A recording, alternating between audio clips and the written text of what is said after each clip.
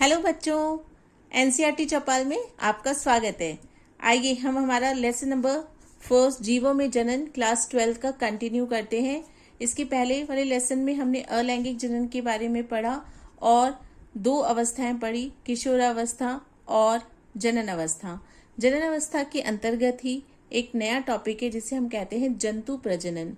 जंतु प्रजनन के आधार पर क्या होता है कि जो प्रजनन काल होता है, जंतुओं में जो प्रजनन काल पाया जाता है, उसके आधार पर जंतु दो प्रकार के होते हैं।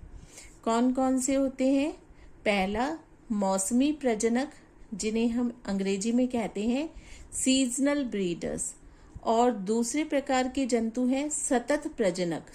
सतत प्रजनक का अर्थ है कंटिन्यूअस ब्रीडर्स। चलिए देखते हैं मौसमी प्रजनक क्या होते हैं। मौसमी प्रजनक, देखो नाम से पता चल रहा है यहाँ पर, मौसमी प्रजनक यानी जो किसी विशेष मौसम में जनन प्रक्रिया करेंगे, यानी ऐसे प्राणी जो वर्ष के एक निर्धारित काल में ही प्रजनन करते हैं। यहाँ पर क्या है, एक निर्धारित काल है, वर्ष की एक पर्टिकुलर एक निर्धारित ऋतु है, एक काल है, उसी काल में ये जो जंतु होते हैं वो प्रजनन की क्रिया को अंजाम देते हैं। जैसे उदाहरण मेंढक, छिपकली, इस तरह के जो जंतु होते हैं वो वर्ष पर्यंत प्रजनन नहीं करते हैं, केवल एक निर्धारित काल में ही प्रजनन करते हैं।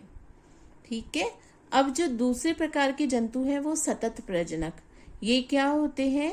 ऐसे प्राणी जो जनन अवस्था के दौरान वर्ष पर्यंत जनन करने की क्षमता रखते हैं। यानी ऐसे प्राणी जो होते हैं वो उनमें साल भर, वर्ष पर्यंत यानी पूरे साल उनमें जनन करने की क्षमता होती है। अधिकांश स्तनधारी जो हैं वो इस कैटेगरी के अंदर सतत प्रजनक के अंदर आते हैं। अब नेक्स्ट है हमारा अपरा स्तनधारी मादाओं में चक्रीय परिवर्तन।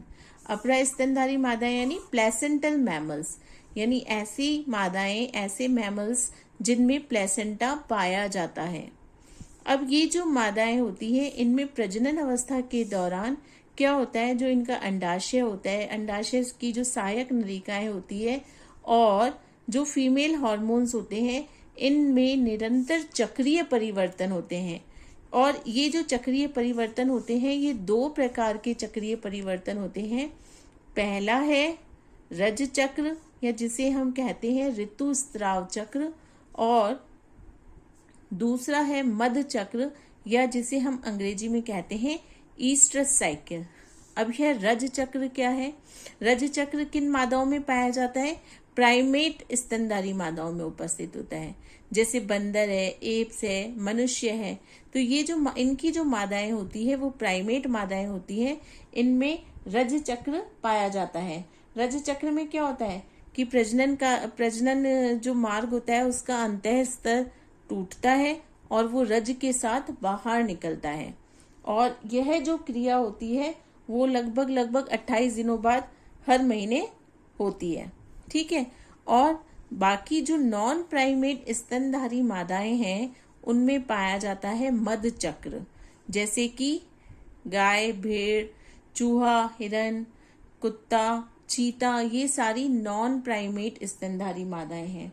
इनमें क्या होता है, इनमें रक्तस्राव नहीं होता, क्योंकि जो अंतः स्तर टूटता है वो पुनः अवशोषित हो जाता है, और इस दौरान यानी मध्य चक्र के दौरान इनमें तीव्र संभोग की इच्छा भी उत्पन्न होती है, जबकि यहाँ पर ऐसा नहीं होता है। नेक्स्ट जो हमारी जो थर्ड अवस्था थी वो जीन अवस्था। जीन अवस्था के बारे में ज्यादा कुछ नहीं पढ़ना है हमको। जीन अवस्था में क्या होता है, मनुष्य में या किसी भी कोई भी जो जीव है उसमें जीन अवस्था में क्या होगा, पतन होगा, कार्यिकी रूप से भी और शारीरिक रूप से भी जीन अवस्था की तरफ जाएगा, और फिर अंततः मृत्यु को प्राप्त हो जाएगा जीव। तो यह हमने तीनों अवस्थाओं के बारे में पढ़ा। आशा करती हूँ आपको समझ आया होगा। मेरे वीडियो पे कमेंट करके जरूर बताएं और मेरे चैनल को सब्सक्राइब करें। धन्यवाद।